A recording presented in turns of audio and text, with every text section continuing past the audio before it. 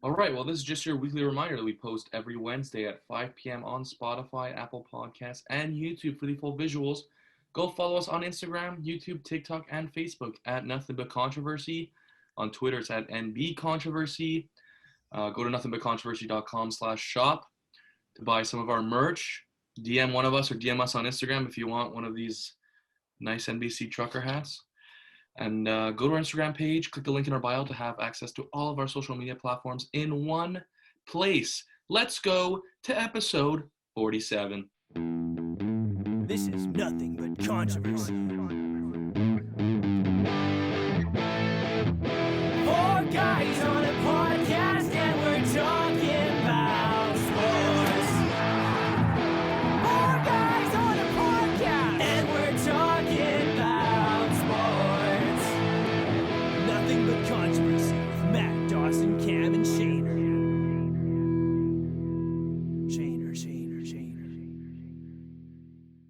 All right, well, what's up, guys? Hey. And welcome. Hey. Hey, welcome to episode 47 of the Nothing But Controversy freaking podcast. Shayner's already in a mood. He's already not happy about it because he has to he's grumpy? Yeah, he's grumpy. He's been grumpy all day. Shane. Oh, I haven't. What the fuck? Yeah, you know. Shane. Every time you bring up trivia, his face just gets all pissed off. Bro, I don't understand how the winner has to host trivia. It doesn't make sense. It's a punishment. I think Shayner didn't get his nachos on Saturday night. I think that's it. Oh, Should I roll that clip? I was too busy working. I might Roll the clip. Roll the clip. I found nachos. For those who don't know, we all coach a football team, and Oh, fuck yeah. that football team won the championship. So we all decided to have a party on Saturday, and that video you just saw was the aftermath. I was going to say, we'll call it the aftermath. And yeah, it was a great night. As you can see, we had quite a few drinks that night. But hey, we're officially 86 days away from the Super Bowl. It's kind of coming up quick, eh? We're in week 11. Let's go over the schedule for today. Got question of the week, bold prediction of the week, and game of the week. You know, the start in 3. Then we're bringing back a fan favorite. You ask, we answer. A couple doozies in there. Then we have trivia, like I said, hosted by Shayner. Then we're going to have a very good top 5. And then our lock of the week in terms of betting.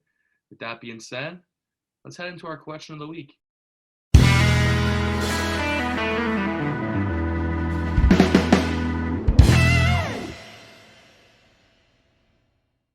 All right, so this week, we're getting to the nitty-gritty here in college football. A couple weeks left before conference championships. So the question of the week is, what is your end of year college football playoff predictions? Okay, I feel like I'm going to be lone wolfing it here with start at 1, and I have Bama. Simple reason is, okay, I'm a Bama fan, so you're not going to get me to bet against them. Okay, and the only way Bama ends up on this list is going to be at 1, because the only way they end up on this list is if they win out. And to do that, they have to beat Georgia in the SEC championship. So with that being said, Bama's going to beat Georgia in a tight one. They're both going to win out. Georgia's going to end up at 2 because Georgia's going to have the best loss out of any team. Number 3, I'm going to have Ohio State because I see them maybe even sneaking into 2 there. If they end up beating Penn State, then Michigan, then winning the Big Ten. That's very impressive. And at number 4, I had Oregon here, but I don't know. I feel like they might get upset either by Utah this week or maybe in the Pac-12 championship. Against Utah. Yeah, they are underdogs. True. So I have Cincinnati winning out and finally getting into the college football playoff. I have the same list as Matt in a bit of a different order. A completely different order, actually. No one is in the same spot. At 1, I have Georgia because I think they are going to beat Bama. At 2, I have Ohio State. At 3, my new favorite college football team, the Cincinnati Bearcats. They're going to win out and they're going to win out in dominant fashion. And like Matt said, finally book that ticket to the college football playoff. And then at 4, Bama, because the committee will not let Bama not be in the college football playoff. Barring the game with Georgia is a close one, because I do, with Georgia, because I do have Georgia winning, but I think it's going to be like a last second kind of last score wins kind of game. So I have that. Would be the first 2-loss team to make it. That's it. Funny enough, I actually have the exact same list as Dawson here. I think Georgia will come up on top against Bama here in the SEC championship. Number 2, Ohio State. I think if they win out and convincingly, there's no reason why they shouldn't be at 2. They're playing some good teams to finish off the year. Number 3, Cincinnati. If they win out, I just don't see them moving at all. I don't see how you can move them down. So I'm gonna leave them at 3. And on number 4, Bama, just because it's gonna be that SEC loss, but that SEC championship loss. But they're a shoo-in for the top 4, I think, regardless if they lose or win. Be surprised, man. That would be the committee putting them up against each other 2 weeks in a row. Seen Stranger Things. I thought about this one a lot. There's a lot of shit going on. There's a lot of teams behind Georgia, obviously, and Cincinnati's a no-loss team as well. But you look at Bama, Oregon, Ohio State, Michigan State, Oklahoma now, Notre Dame, Oklahoma State behind them. All teams that still, as of right now, have a chance to make it. All 1-loss teams. So there might end up being a 2-loss team in the college football playoff this year. That being said, I don't think Georgia's going to lose. I do like Bama, but I don't think anyone's beating that Georgia defense, regardless of what their offense does. So I'm going to keep them at 1. At 2, I do have Ohio State. They already beat Penn State, but they have Michigan and Michigan State left. So 2 tough ones, but if they win those games, Michigan and Michigan State are bounced, and they don't have to worry about that. And then on the other side of the Big Ten, you have Wisconsin or Iowa. So I think that's probably the easiest conference championship among the other teams. And then at 3, I actually have Oregon. I know I said earlier today that I wouldn't be surprised if they lost this weekend, but I think they'll hang on. The Pac-12 hasn't been that crazy this year, or not as crazy as I thought it would be anyway. So I think Oregon will win out and sit there. And also a team that's sandwiched between a bunch of 1-loss teams right now where there will be at least another 2-loss team is Cincinnati. I think they'll sneak in at 4. You have Michigan, Michigan State, Ohio State all around them right now. One of those teams is going to lose again, if not 2 of them. So you have 2-loss teams behind them. They sneak up and make it in. And Bama, I think, is going to close out at number 5. But we'll see. I mean, I have the exact same list as Cam, and he said all the arguments that needed to be said, so I don't really need to add to this, but I'm going with the same list as Cam. To me, listen, do I think Alabama would beat Cincinnati in a head-to-head matchup right now? Yes, but can you justify putting Bama at 4 over a no-loss Cincinnati, who would also be an AAC champion, beating SMU this week? If they're to make it in, they got to beat SMU this week.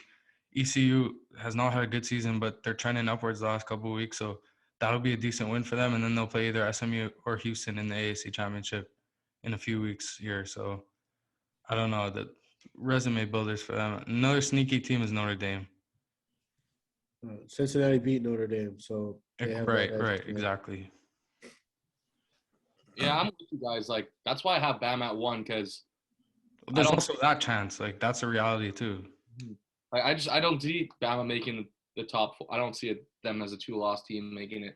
I don't think you could justify them making it if there's an undefeated team. I agree. And the only team behind Georgia that's a no-loss team is Cincinnati. So as of right now, anyways. So there's no way they don't make the top. Anyways, I would be shocked if they didn't make the top 4 after that. The only way that they would make it as a 2-loss team, and I would still be shocked if they did, is if it was like a freaking 21-20 game where they're up 20-18 with 2 seconds left and Georgia hit like a 50-yard field goal. Look, if Cincinnati doesn't win out, then we're having a different conversation. But if Cincinnati wins out, then Alabama, a 2-loss team, saying if they lose 2, doesn't have an argument to be in that top 4. Yeah, you see, in my list, I have Cincinnati winning out, but I have Oregon losing. So that changes it for me too, But anyways, yeah. So that was our end of year college football playoff predictions. Come back in about a month to when they release them. But yeah, let's move on to our bold prediction of the week.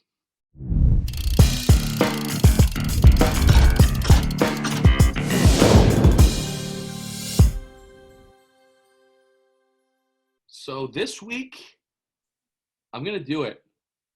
I'm going to say that the Detroit Lions are going to win their first game of the year against the Cleveland Browns. Oh, yeah. Love that one. I'm kind of pissed though that there was no winless team with the tie.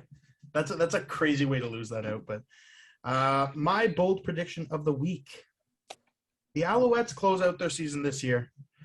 Okay, the Alouettes have the CFL's leading rusher in William Stanback, and he is going to go for 200 plus against the Ottawa Red Blacks. It's a must-win for the Owls if they want to lock up a home playoff game. And I think they're going to go gung-ho, go all out. We saw when they played Winnipeg, and Winnipeg put in, I don't even know his name. He doesn't deserve to fucking have his name memorized. He threw fucking 4 picks on 7 throws. Fucking horrible garbage. On McGuire. Anyways, yeah. Fucking.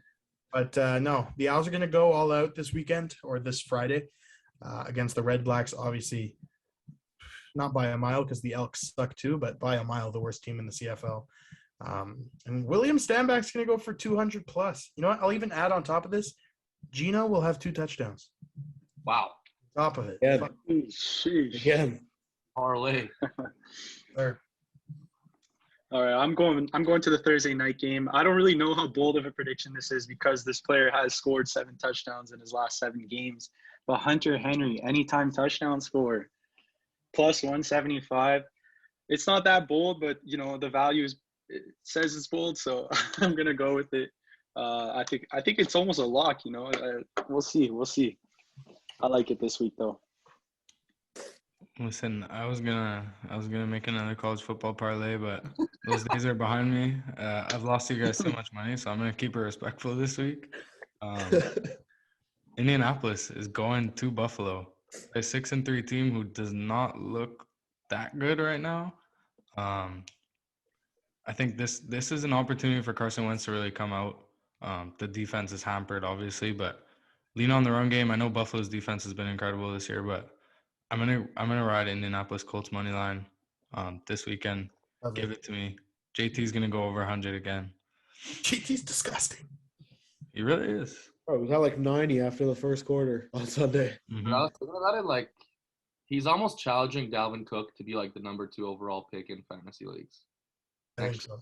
Like, because Dalvin has been injury prone a bit. There's also the whole shit now. I don't know what's going to go on with that, where his ex-girlfriend broke into his house and beat the shit out of him or something. I also feel like you just can never pass up on Christian McCaffrey because even if he gets you, let's say that if he misses 5 weeks, he's still going to end up being the number 1 running back. As a Christian McCaffrey back owner, I was happy this weekend. He didn't even have that great of a game, but he caught fucking 11 passes. I'm living. So in the world of analytics, I think Jonathan Taylor's a guy next year just because he's still young and he doesn't have the touch count that some of you look at Zeke this year. The Cowboys were talking about it before the season started that he's over 600 or 700 touches already. So that's why you see Pollard so involved every third drive. As Shane pointed out, Zeke's pretty much out of the game every third drive. So. And it's not like the Colts are giving JT the ball 30 times a game either. He's putting up those numbers on 17, 18 carries a game because they do mix in Naheem Hines too a little bit too, and their pass game has been decent. So, but I'm excited for the future of JT. The blue tent was also not created for JT. He doesn't get hurt every game as a lot of running backs seem to do. Yeah. For my bold prediction, I don't really know how bold it is, to be honest. But 2 top 10 teams here in Ohio State and Michigan State. I'm going to go with Ohio State covers the 19 points. Like I said, I don't know how bold it is. But Ohio State's looking CJ Stroud's starting to get going. And he's going to be a problem for the next 3-4 years. So I'm going covering that 19. And I think it's going to be a comfortable cover. That Michigan State secondary is suspect to say the least, and Ohio State, no argument, has the best receiving core in college football. So could see it happen. The thing that scares me is the run game for Michigan State. I mean, he's on pace to break. Like, he's already beating pretty much what Derrick Henry did in his Heisman campaign. So we'll see if they can slow that down. It's going to be a blowout. Hey, speaking of covering the spreads, shout out to the Yukon Huskies covering the plus 40 against. Yeah. Shout out. Oh, man. All right. Well, those are bold predictions. Let's go into our game of the week for week 11. All right. So this week, our game of the week, quite the easy choice. Two Super Bowl contenders, I think everyone can argue. The Cowboys at the Chiefs. Listen, anyone who's a Cowboy hater, like, I'm a Cowboy hater myself, but personally, this is probably the best Cowboys team I've ever seen. And that's scary because they've had some decent offenses. But the Chiefs are favored by 2 points. I think it's going to be a high-scoring game. Give me 35-31 Chiefs. I would say the X factor is just Arrowhead, but I feel like that's just a terrible X factor. So my X factor is going to be whether it's Darrell Williams or Clyde, they bring him back, but the Chiefs running back. I find that the Chiefs offense works best not only when they're involving Travis Kelce, because I think like when Travis Kelce gets 10 catches, it's automatically a win. It's ridiculous. But I find when the Chiefs are tossing out to their back and using their backs efficiently in the passing game, I find that helps their offense so much.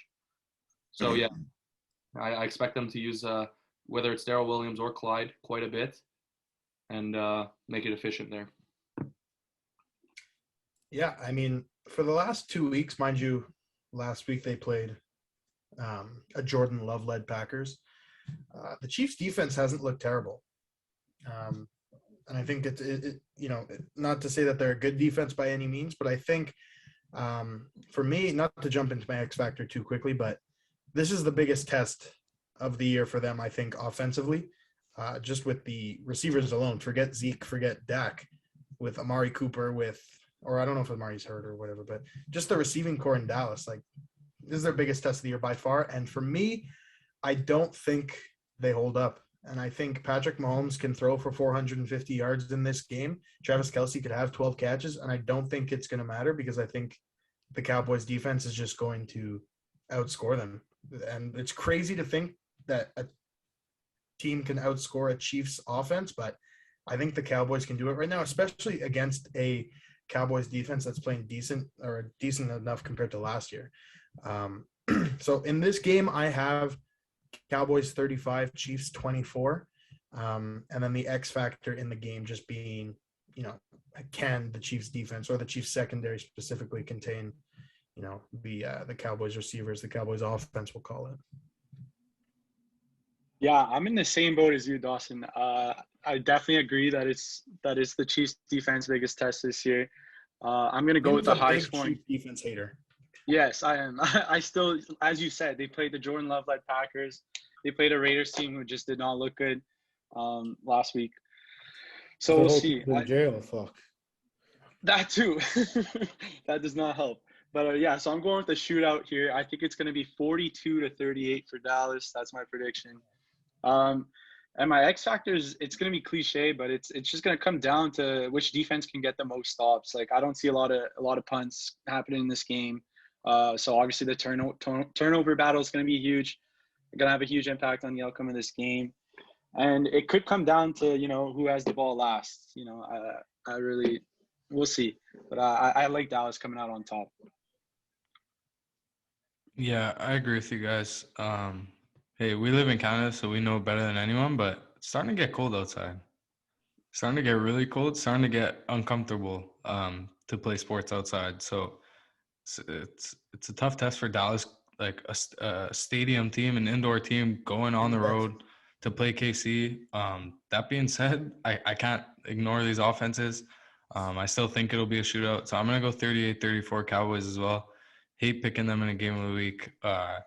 Probably won't find anyone who hates the Cowboys more than I do, but I still think there's a possibility that this game stays pretty low scoring. And if that's the case, my X factor is just Dallas's time of possession. Like you guys said, I think Dallas's offense can still go shot for shot with KC and come out with a win, but I think they will need to lean on the run game a little bit more and choke the clock in key situations. So I think that's what they'll try to do. I'm not sure. They might just try to go shot for shot, but to me, the X factor is time possession. Go get those 5 to 7 minute long drives and keep KC's offense off the field, especially in the cold. So profound, Cam. Great answer. The more I think about it, the more I'm second guessing kind of my score here. It kind of brings it back to what Cam said about big games kind of disappointing. This kind of feels like it could be one of those games, but my score, I still have it as a shootout. I'm just going to put that in the back of people's minds that it might not go hit the over, because we saw what happened with Seattle and Green Bay this weekend, where I thought that was going to be a shootout too. But I have 45. What? Seattle, Green Bay was a brutal game to watch. Yeah. I turned it on at like halftime and it was like 3-0, and I did not want to watch it. So very glad I benched Russell Wilson this weekend, because I would have lost my fantasy matchup against Matthew. But my score is 45-37 Chiefs. Okay, I was going to say, there's no way I was lone wolfing the Chiefs against the Cowboys, man. Not because the Cowboys are bad, but just because I have so many Cowboys haters on this podcast. There's no way you'll never see me bet for the Cowboys. You said they're a Super Bowl contender. I think they are. You'll never see those. You'll never hear those words come out of my mouth. I don't care if they're literally in the Super Bowl, about to win. You'll never hear me say it. My X factor this week is the turnovers.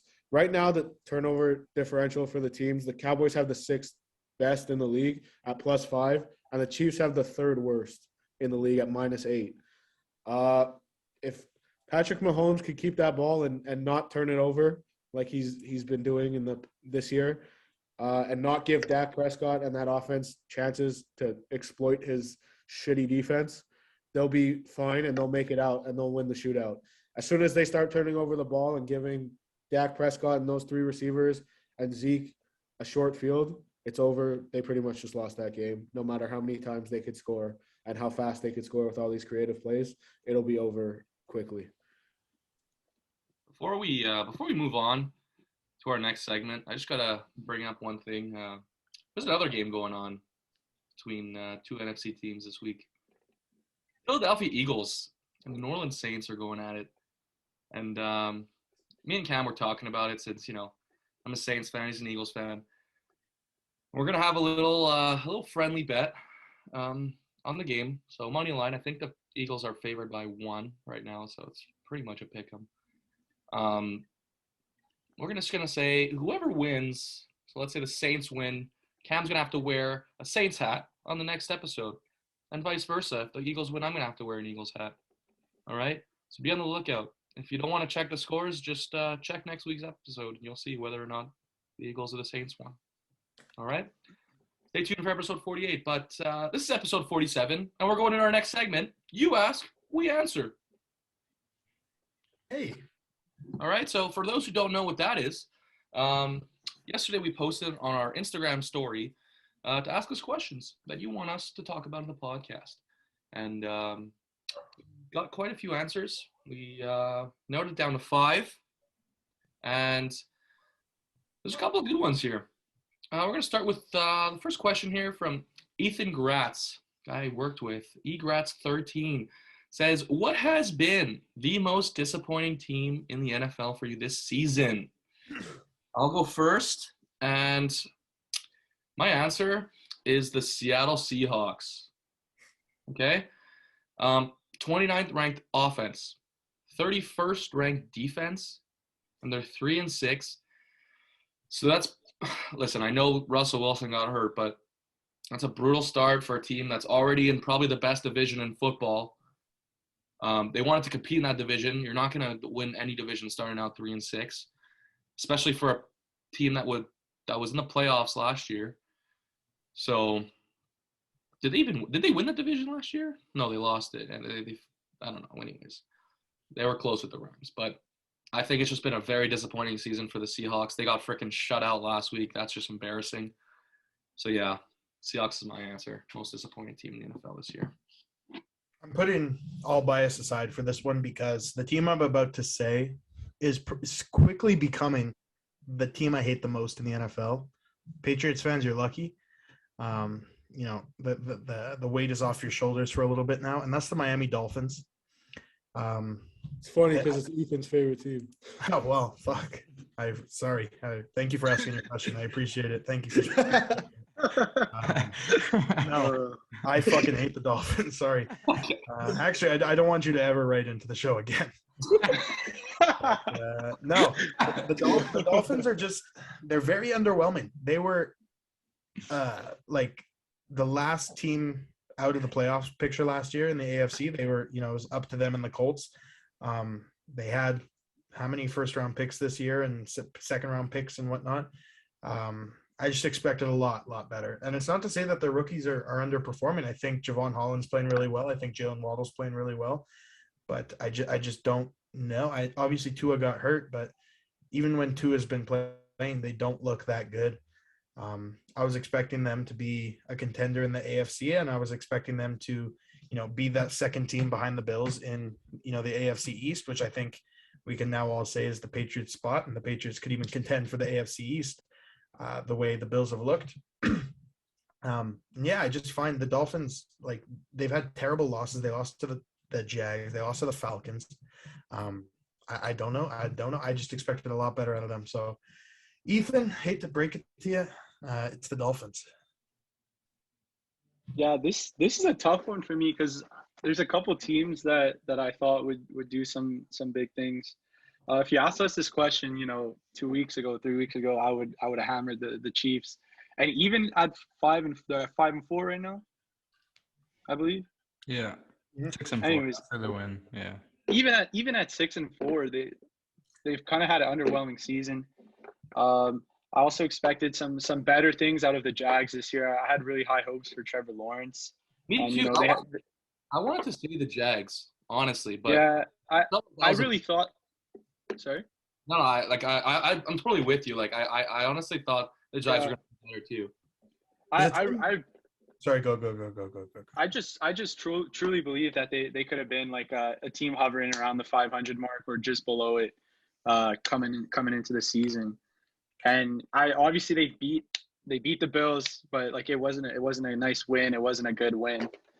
And then they beat the Dolphins, obviously. But other than that, they've been very, very underwhelming. Not games you even watch. I can't remember any games watching the Jags. Nothing exciting is coming out of that team right now, I find. But so I'm gonna say the Jags were probably the most disappointing team for me. Yeah, and the worst part is, as a fan of a team who just played the Jags last week, their defense, I kind of love it. Like, I love Josh Allen, I love Miles Jack, I really like C.J. Henderson, but that's a whole other story. But I do like the weapons they have. I like Marvin Jones, I like Trevor Lawrence, I love James Robinson. I can totally see why the expectations were a bit higher for that team, and I just don't know what I think. Urban Meyer has to have some blame in that, I think, because the roster itself isn't terrible. Yeah, I agree. I think they might just be a little young, right now. But I think we could see them turn things around either next year or the year after for sure. Okay. Yeah, I like that. We had a conversation. I don't know if it was at the beginning of this year or at the end of last year. Season-wise, I'm talking NFL season. And I think 3 out of 5 of us had the Browns win in the AFC North. I stuck with the Ravens, thankfully, I guess, but I also picked them to win the Super Bowl last week or go to the Super Bowl. They're currently sitting at the bottom of the AFC North, behind the Steelers and behind the Bengals. Based on predictions alone, I'm going to go with the Browns. Not to say they're a terrible team or anything, but they loaded up on defense. And I know Baker's been hurt all year, and I'll defend Baker till the day I die, I guess. But you need better. And they had the Odell thing, and but you can't make excuses. Like if you're really like putting in a bid to be a Super Bowl contender, you're not blaming it on a guy going to social media complaining about his job or his lack of targets and wanting out and whatever. And I mean, after last week, you can't say it's Odell that was the problem. They look terrible. Absolutely. No, I agree 100%. So, yeah, just based on predictions alone and the way the season's going, like they're at 500 right now, and they like could very well finish 8-7 or 8-7. No, that doesn't work. 10 Nope. 10. You're missing. No, not even 10-7. 9-8 or 8-9 or. Yeah. All right. I'm going with my own team here, the Giants. I expected so much. The way they rebuilt the offense, I know Jason Garrett's still calling the plays, but at a certain point when you have that many weapons, it's something that you got to get going. And the defense, I really thought, based on last year, the way they played, the way Patrick Graham was calling the plays, that NYPD would be back and they'd be at the top of the top 10, at least in defense, the way they added to that secondary and the defense, the way they played last year. But I just don't know week to week what team I'm getting. You know, we obviously to start the season, they started off 0-3. We had that fucking heartbreaking loss that you all saw on Thursday Night Football against Washington because they thought Dexter Lawrence was offside, but he wasn't. Anyways, the next week we went on and lost to the Falcons on a last-second field goal. Then you come out, you beat the Saints. Then you get blown out 2 weeks in a row. You beat the Panthers, who were looking invincible at the point when you beat them. You smoked them. Chiefs, you held them. It was a 3-point game, and then you beat the Raiders. So week-to-week basis, I don't know what team I'm getting. This team is 3-6, easily could be 6-3. So it doesn't make sense what's happening in the locker room that they're coming out and they could play against the contenders, and then when it's a team that's fighting for a top 10 pick, they get blown out. I don't understand what's happening, and I guess Shane wants answers. I do. I want answers. I don't understand why you built such a great team, but your O-line can't do shit. Daniel Jones is literally running for his life. I thought Kenny Golladay was going to be a 1,200. Hurt the whole year. Saquon's been hurt, which Booker's looked great in the starting role. Yeah, he went over 100 last week, but I just don't understand what's going on. Is it a coaching thing? Is it he lost the room, or I just don't know what's going on. So I really had high expectations. I expected them to have a winning record at this point. Like I said, they could literally be 6-3, but sitting at the bottom of the division, it's and you know what? It's not even. I can't even be happy because the tank for Thibodeau is just gone out the window because they keep winning. So I don't know how to feel right now. Yeah. Wow. Okay. I just realized we have 5 of these. We kind of have to shorten our answers a little bit. You need to cool off there, Shane? Yeah. Oh. Not for nothing. If it wasn't the Seahawks as my most disappointing team, the most disappointing team would be my fucking fantasy team. Jesus Christ. Josh Jacobs, baby. I have 2 leagues and I'm 3-7 in both. One league, I'm just not good. The other league, I have the 3rd most points in our fucking league, and I just keep getting smoked. Fourth most. Fourth most. Sorry. I'm Fourth most. 10-0 in my other Respect league. me. Or 9-0. Whatever I'm at. I'm something to know. 10. 10. Yeah, 10. Joey Bosa was placed on the COVID list. Oh, man. All right, what's next, Matt? Question. We got fan of the show, friend of the boys, Liam Fahey, 21. Oh, man. He's asking us, start, bench, cut, Anthony Edwards, LaMelo Ball, and Ja Morant. All right? That's tough. That's It's a very good one. Very good one. And I feel bad for the person I'm going to cut, but I'm starting Ja Morant. Okay? Phenomenal basketball player, phenomenal talent. One day, maybe in a couple years from now, I'll have the person I'm benching probably take over, and that person is LaMelo Ball. LaMelo Ball is probably going to end up being the best basketball player out of these 3, in my opinion. Ja Morant right now is probably the best basketball player out of these 3, and I'm cutting Anthony Edwards, and this is not a knock at Anthony Edwards at all. This is just more me saying this question is, how great LaMelo Ball and Ja Morant are. But I'm a big Anthony Edwards fan, and I have been ever since he got into the league. And I'm a big advocate that he should have won Rookie of the Year last year, but it's fine. I am taking a similar approach. I'm going to start LaMelo Ball just because I love how much he can do in the passing game. Obviously, Ja Morant is one of the most electric finishers in the NBA. I love his dunk package is unmatched. But I'm going to start LaMelo Ball. I'm going to bench John Morant, and like Matt said, no knock at Anthony Edwards. I'm going to cut Anthony Edwards. Talk to me in 3 years. This list could be completely different. Who knows? But I think these three they're three fairly even guys, I would say. But I think those two just have a little notch over Anthony Edwards right now. Yeah, these three guys are all absolute ballers. Based off this year, though, right now, I'm going to start LaMelo, and I'm going to bench Anthony Edwards, actually. He's having quite a sophomore year. And then I'm going to cut Ja. Obviously, doesn't really matter, but based on this year, I can't cut Anthony Edwards. He's doing crazy things out in Minnesota. So. Yeah, I'm gonna go with the same order as Matt here.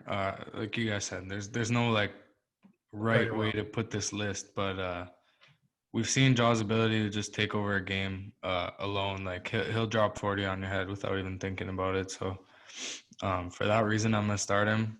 I'm a bench LaMelo. Like you said, Matt. I think he might take over as the best guy on this list in a couple of years, but time will tell. And then goodbye, Ant Edwards, but he's a beauty too. This one's hard. Depends what you're looking for, kind of. Do you want a playmaker? Or do you want a scorer? Yeah. I'm gonna start Jaw. And I'm more of a fan of watching a guy, dunk on people and score in different ways than I am of playmaking. So I'm gonna put Anthony Edwards just a bit above LaMelo. So I'm gonna bench Anthony Edwards. Like, I know it sounds weird to cut LaMelo Ball because in literally 2 years, I think he'll be the best player on this list. It's just what I prefer watching in a basketball player is what Anthony Edwards brings compared to what LaMelo Ball brings. Fair enough. Yeah, Ja and Anthony Edwards kind of have the same package, like, in that sense. Pause. Okay. All right. Next question comes from our quarterback, Owen Brennan. Oh, man. He asks us, who is your Rookie of the Year winner? What? For the NFL, I guess. So I guess we'll go, you could say offensive and defensive. I'll start with defensive. I predicted that Micah Parsons was going to be the the defensive Rookie of the Year. To me, he is, and he's the odds-on favorite for it. So right now, I'm sticking with him. And on the offensive side, I think I picked Devontae Smith. That might have been a stretch. Right now, it looks pretty damn good if he keeps playing the way he's been playing the last couple of weeks. Right now, it's a two-headed race, but Jamar Chase has been kind of slowing down a bit, while the person who I'm going to pick is Mac Jones.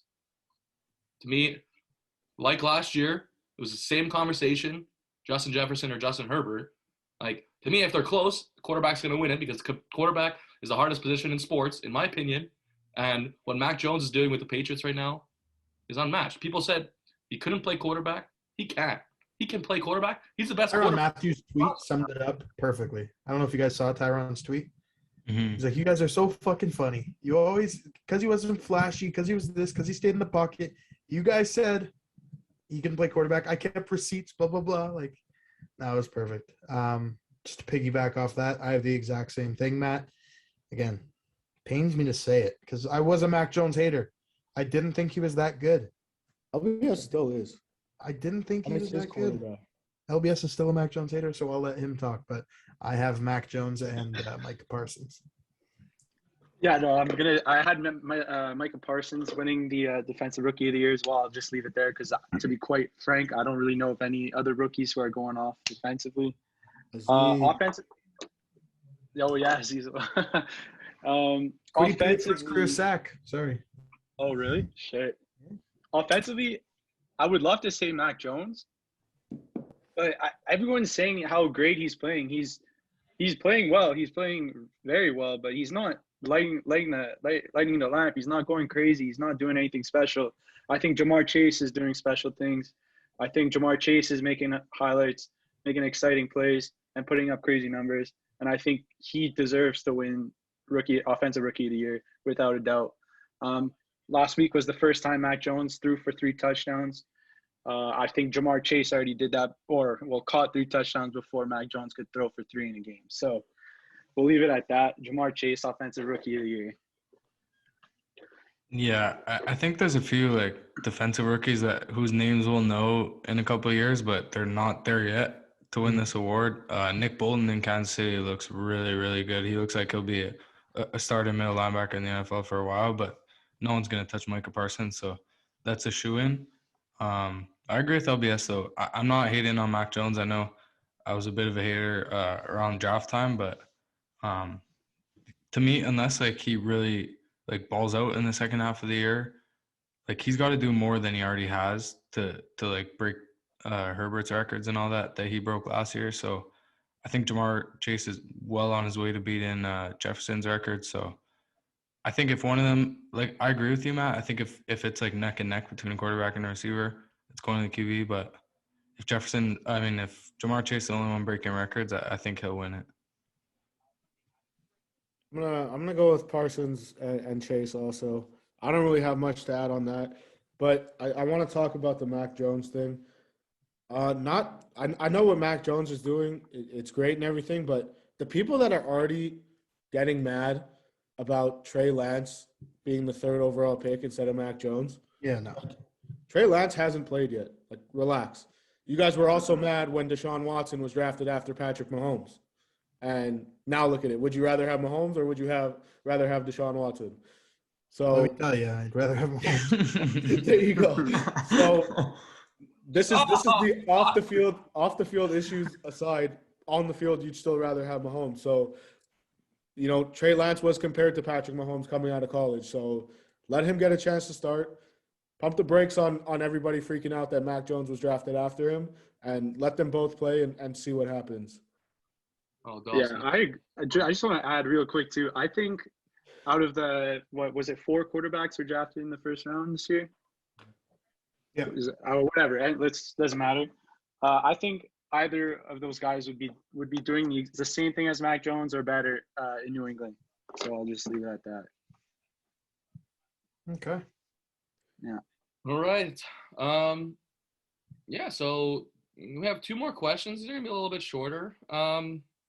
Zach Rochella asks, what is Cam's max squat? And then I'll save my answer. Not enough. and then proceeded to roast him. Let me put this to rest right now. We don't even need to talk about this. I will be the first to admit I am not trying to look. First of all, that was for a class. So anyone who watched that story is literally required of me for a class. I need marks in my classes. So yes, I'm going to embarrass myself and squat a plate 25, whatever I was squatting in that video. Second of all, I will be the first to admit it.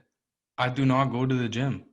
I am not a gym rat. I eat well. I go for walks a few times a week. You know, I try to stay a little bit active, but I do not go to the gym. So when I was 16, 17, I was going to the gym trying to be the best I could for football. I don't play football anymore, so I'm not going to the gym. So get off my back about squatting 405 or whatever the hell he was saying in the DMs. Shut up, Zach. Show up to practice next year. We'll see how much you can squat, all right? Oh, Put the Cam shit. took that one to heart, bro. All right, next question. Cam took that one to heart. It's not even like that. This is our clip of the week. It's Cam bullies young fan. I'm tired of getting chirped by a 17-year-old. Or how old is he? 16. 50. He let us know. He let us know in the comments. He said it was embarrassing that you were getting out squatted by a 16-year-old. Damn. Listen, that's quite the intro into our. We're all getting out squatted by a 16-year-old apparently. None of us here squat 405. I fucking squat, my hips popping out again. So Yeah, it's a wrap. I'd Also, like to can't feel my legs today, so thanks, Zach. Thanks I for would insulting be me. shocked if you could squat 405, but I would be surprised. 405 is I quite a would be bit. shocked. That's a good intro to our next question from Tristan Grant, another kid we coached. Coached. And he said, "Are you guys coaching midget next year?" All I have to say to that is let's go into NBC trivia, hosted by Shaner. oh man.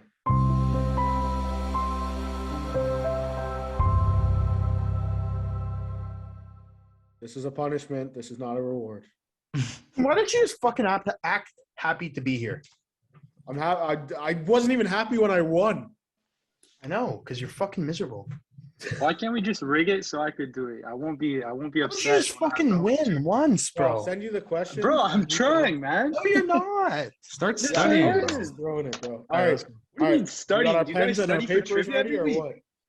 What? Yeah, I don't How have do my you marker. study but for I have a school? notebook. Fuck. I have a All I notebook. look up is answer to sports trivia questions, and I make flashcards and I play little audio tapes at night of just like the best players in every sport, just so it's really embedded in my brain, you know. All right, And then I Shane. still lose. So.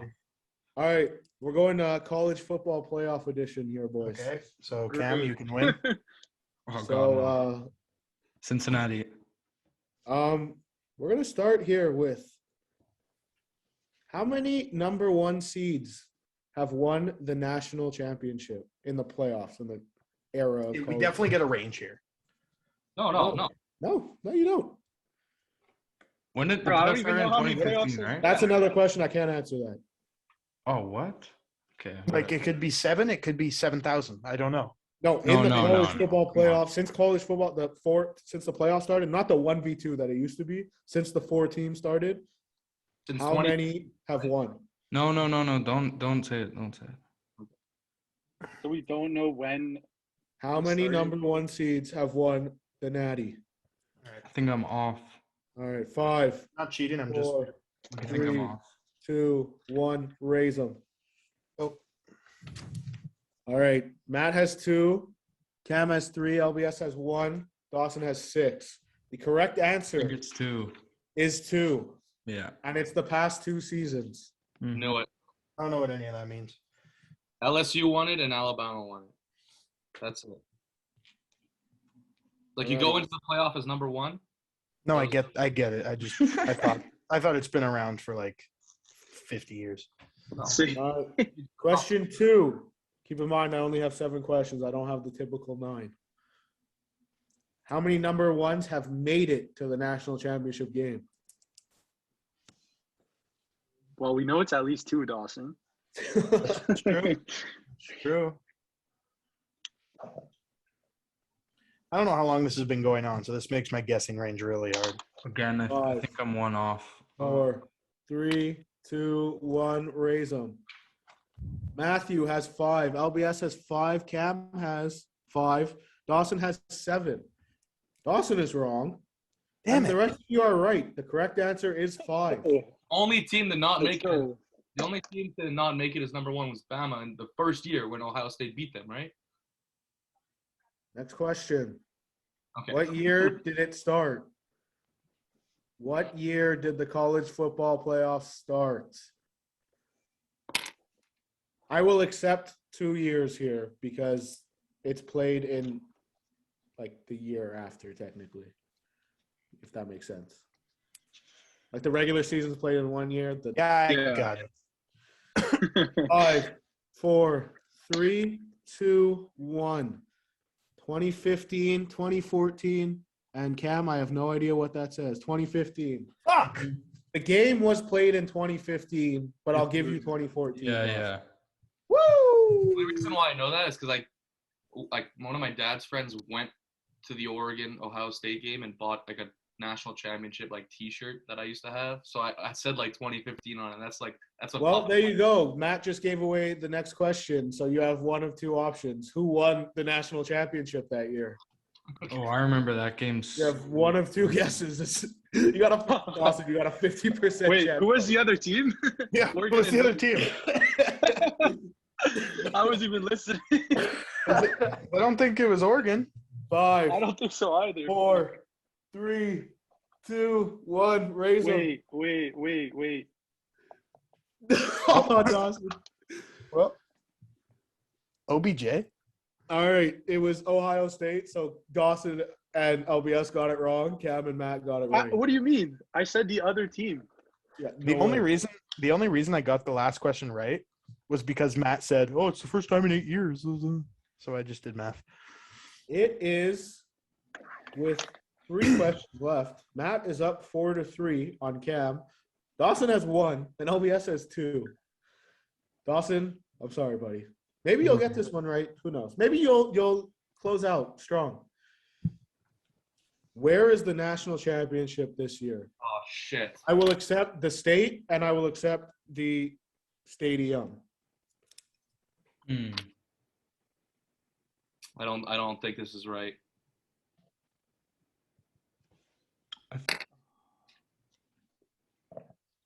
Five, Absolute Four. guess. 3, 2, 1. Raise them. Matt has Lucas Oil. Dawson has Miami. LBS has Georgia. Cam has Vegas. One of you is right. Yeah, to That me. is Matthew Campbell. Are you serious? He is at Lucas Oil Stadium. How do I not know that? That's why I said, Dawson, you might get this one right. Oh. All right. I need to get one more right. Dawson, you couldn't hit the hint there. Home team advantage. All right. In 8 years, 2 teams are tied for the most appearances. How many appearances are they? Like, what's the most in 8 years? Not in the national championship, in the playoffs itself. Oh. Wait, what? In 8 years, what is the most appearances in the playoffs? Top 4. Okay. What number? Yes, 8 years. 8 playoffs. All right, I'm ready. Me too. I thought it started in 2015. Well, like 2014, they counted it. Go. 5, 4, 3, 2, 1. LBS has 6. Dawson 6. We all have 6. Correct answer is 6. Fuck yeah. It is Alabama and Clemson. Well, I mean, Matt won. Okay, next That's the segment. Last question. I want to see if you guys get this one. I want to see if I go perfect here. Oh, it's true. The semifinal bowl games change every year, the name of it. What are they called this year? You need to get both of them to get it right. You need to get it both of them. I know what the 4 are. I just don't know what they are this year. 6, but good try. Oh, there's 6? Yeah, New Year's 6, bro. They don't call it New Year's 4. 5, 4. What the okay. fuck, man? Whoa, whoa, whoa. 5, 4, 3, Doesn't matter. Fuck, you're 1. yours. Raise them. I need to see them. NBC Bowl is absolutely correct. The correct answer, and none of you have it right, is the Cotton Bowl and the Orange Bowl. Oh, I'd one of 2. I'll take I it. got 6.5 out of 7, boys. Oh, you got 6 out of 7. We don't give half points. What the hell do you think this is? All right.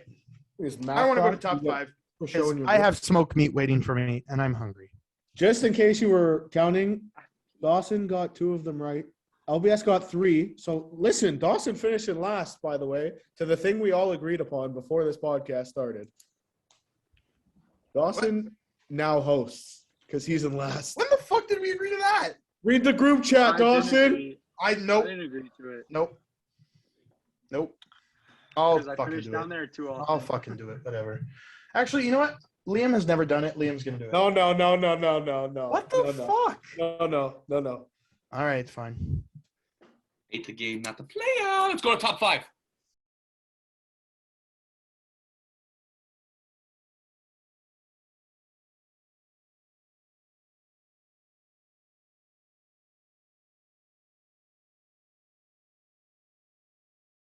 All right, boys. Last week we did top 5 candies. It was very controversial. This week we're doing Better top popcorn 5. jelly beans. Popcorn jelly beans are fucking delicious. Shut up. You're just mad that you lost. 5 worst candies. This is surely controversial as well. So I have 5 here, but I also have an honorable mention. Just because I roasted Liam for it last week, but Rockets. You look in your Halloween bag and you had Rockets, it was the worst. No chance. No Well, way. that happened to you every Halloween. Yeah, It did. literally. It did. There's no way they're in your worst. There's no chance. It Honorable is the mention. most classic fucking candy you can get at Halloween. It's probably been around for like 50 years. Who knows? Number 5. I couldn't separate them. So you know when you get your Jelly Belly bag? Number 5 is the coffee or chocolate Jelly Bellies. Those are just awful. Dawson, you like those ones too? Yeah. I do also, not gonna lie. And the Why chocolate wouldn't? pudding one is What's wrong so with good. chocolate and coffee? The Eat them chocolate pudding together. one That'd is probably good, be man. good. Dude, chocolate and coffee is fine, but chocolate and coffee and a fucking jelly bean is just not good. Nope. Number But 4. toasted marshmallow is okay.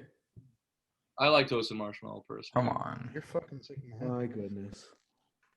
So I don't know if you guys remember this for number 4. I haven't seen these in a while, but do you remember those Campino strawberry yogurt candies? They're like little like red and white swirls. Yeah. They're so good. Shut up. Ooh. That is Those hilarious. are gas. They're 100. They're grandma candies, 100%. But they're fucking delicious. I love those. How I do you did know? not think Dawson was about to pull those. pull those Neither did out. I. That's fucking jokes. Eat it. You should eat it right now, just to prove Matt wrong. If you feel that strongly about it. Number 3, Oh, boy. popcorn. So good. I'm interrupting you. This Campino is so good. No. Butter popcorn jelly beans, number 3. Terrible. Awful. Number 2. Those like chewy banana marshmallow candies. You know what I'm talking about? Mhm. Those are Terrible. whack. Terrible. And number 1, I hope to see it on quite a few lists. Black licorice. Awful. Terrible fucking can. I don't even know how that's considered a can. It's just the worst. The way Dawson's smiling, I feel like he has You to know do he his thing. loves black liquor. Oh, it's my turn now, so I'll say it's number 1. Okay. At 5, this is gonna arise some hate, but at 5 I have anything grape. Any grape candy is fucking disgusting. Are you Disgusting. kidding me? Terrible. Oh my goodness. You're At right. number 4, Tootsie Rolls. You're Aw, not chocolate. You're not chocolate. Tootsie Rolls are fire. Stop I don't it. know what you are, You're the worst. Dawson, but you're you're the not worst. chocolate. Tootsie Rolls are amazing. Nah, they're gas. Number 3, wine gummies. They're gross. Oh, those are fire. What is wrong with you? What is wrong with you? Wine gums are fire. Oh I agree. my Wine gums are the best, man. What is There you wrong go. with you? If you guys were so fucking passionate about it, put it on your list last week. That's all I'm gonna say. Number 2, Peeps. Kind of like Matt and his. I don't think I've ever had one in my life. They're to be just, honest they're with not you. They're good. gross. Absolutely awful. And number 1, black licorice. Disgusting. No. Gross. Not candy. The thing Tastes is, like a shoe. the thing is about like the peeps and the banana marshmallow. Like, to me that's not a candy. Like, you know, like No. also like when it's Easter, I don't want a fucking marshmallow. I want chocolate. Facts. You know, like Facts. Well, before I catch too much heat, just take these picks with a grain of salt because I don't really fucking eat candy, to be completely honest. But this is my list. Number 5, I have Laffy Taffy. what? So average, it sucks. It's Good. fucking grind. Hey, Kind for of someone who average. doesn't eat candy, you're throwing out fucking harsh accusations here. Anyways, number 4, candy corn, just the most overrated candy. Candy corn's fire, I bro. think There's so many haters. So There's so average, many so haters. average. It's the most mid candy I think that on this planet. Number 3, I have Tootsie Rolls. Taste and texture, absolute trash. Belong in the garbage. Don't put that shit in my fucking Halloween bag. That's for sure. You're still trick or treating. Number 2, yeah, I wish. Fuck. Number 2, I have Runts. They don't even taste the way they look. Like, none of Ones them are are good. so good. Those are fire. They just taste like processed. Like they don't have no taste. Yeah, They welcome all to taste the fucking same. candy, LBS. They taste like processed. Like, yeah. Well, maybe that's why I don't like candy. Anyways, number 1, there's no debate here. Black licorice tastes like fucking Disgusting. ass. Disgusting. I just want to throw up. That shit's worse. It's just terrible. But why is red licorice so fucking good? Facts. Facts, because Nibs. yeah, Nibs. I agree. Nibs? Yeah. Pretty gas. Yeah, I have a question on number 5 here. I don't even hate them that much. Just like not something I ever get excited to see, and that's just like regular jujubes. At least that's what I call them, anyways. Like I just thought that's what wine gummies were. no, Oh. wine gums are like a lot like more chewy and like hard. Oh. Jujubes, like it just gets stuck in your teeth. The flavors Yeah. are never that good. That was my intention, if I can save myself. Okay, okay, fair enough. But wine gums are like actually good, personally, I find. Anyways, Like the Maynards, those are fire. yeah. At 4, put cinnamon in everything, but tamales or like cinnamon hearts, They suck. disgusting. They suck. Really You know what? gross. Like, maybe I'm gonna catch them. I feel like I'm definitely in the minority here, but I never really like hated them. No, they suck. I feel like it's just either you like cinnamon or you don't. Like, you know, It just Like, tastes what like do you, Valentine's Day in elementary school. That's what it tastes like. you're gonna have a few, and then what? Like I don't know, just leaves a weird taste in your mouth. That's all. 3 and 2 are kind of similar for me. At 3, I have licorice all sorts. I don't know if you guys have Those are like heard so of good. those. You like those? It's like, yes, it's black licorice, but they're so good. Have you guys I know what love I'm? them. It's like the British candies. It's like pink little squares with like yellow circles, and like disgusting. it comes in like a Disgusting. mixed bag type of thing. let's see them. These, you'll definitely recognize them. I didn't know what those were called, but they were on my list, so I just put the little squares. Yeah, no, they're absolutely disgusting. I love them. Um, No, Oh, disgusting. those are shit. yeah, No, they're not. terrible, No, they're not. terrible. No, they're not. No, The they're not. worst. How can you say you don't like black licorice and then you like those? Because there's so much fucking sugar around it. It's actually tasty. Yeah, at 2, I just have straight up black licorice. Don't think I've ever seen anyone eat that or the black jelly beans. Either way, just very wrong. At number 1, I have candy corn. Horrible, horrible, horrible. Keep that shit away from me at all times. No way, no way. Couldn't pay me to eat that. What do you guys feel Disgusting. about Werther's Original? One of my favorites. I Yeah. fucking love them.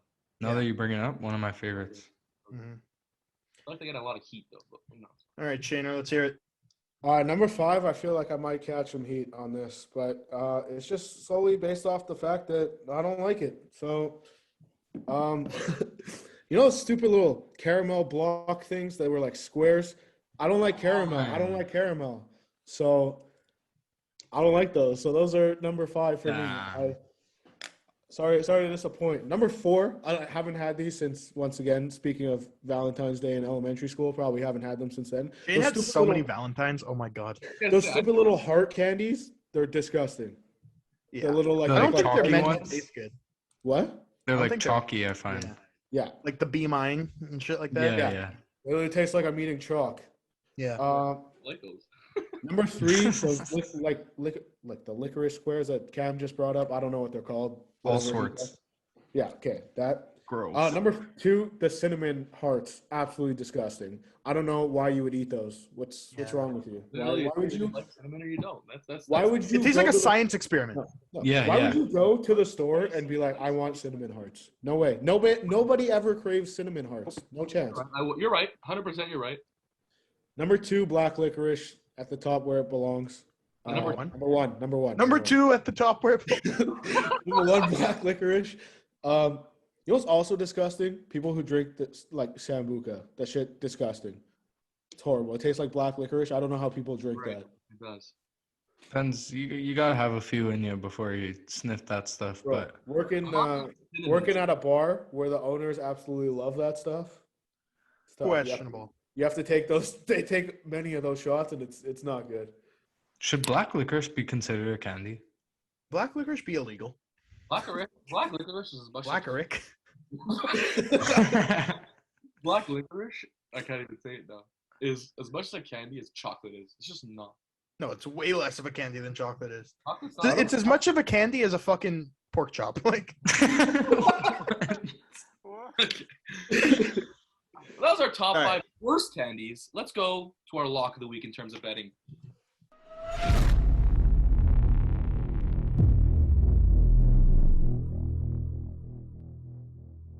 This week, I'm going to keep it short and sweet. Al's money line. Win and you're in. Well, into your own semifinal. Hosting Nope. semifinal. That's what I Nope. mean. Nope. Isn't that Nope. If no, they Hamilton- need Hamilton to lose. Yeah, they got There you go. My lock of the week, Hamilton's going to lose too.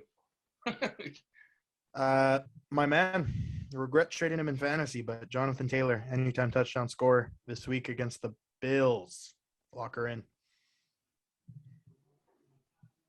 You're not talking. Hi, LBS. Hi, Cam, your turn. Wiki. We can't hear you. Cam, you go. I'm gonna double down on my bet here with Matt. I'm gonna take Eagles money line. Ride with me. By no means a lock, I don't think, but a little interesting stat. The Eagles are 0-4 at home this year, so they can't be undefeated at home winless at home for the whole year. So gotta get a win eventually. Comes against a hampered Saints team this week. What's that? Will be shared on Sunday at 1. Let me tell you. Liam, mic check 1 2 1 2. No. All right, Liam, text me your lock of the week while Shane goes. Walk into Cam's room. Yeah, go. Just walk across the hall. Yo. There we There go. he is. All right, something's up with the AirPods. I don't know. I have Pat's money line against the Falcons. I think it's just a big game for the Pats. If they can get a win, it'll go a long way for their playoff push. So, and they'll be better prepared coming off that short week. Minus I 300 like it. value, but it's a lock. All right, we started this segment with Al's money line. We're gonna end this segment with Al's money line. Bang. Shane, bring it in for a freaking kiss, man. Let's get out of here. Hey, go visit us on Instagram. Enough in the controversy. Thanks for sticking around. Like this video. Subscribe to us on YouTube, Spotify, Apple Podcast. Leave us a nice review. And don't eat black licorice. And then Shane will give you a kiss.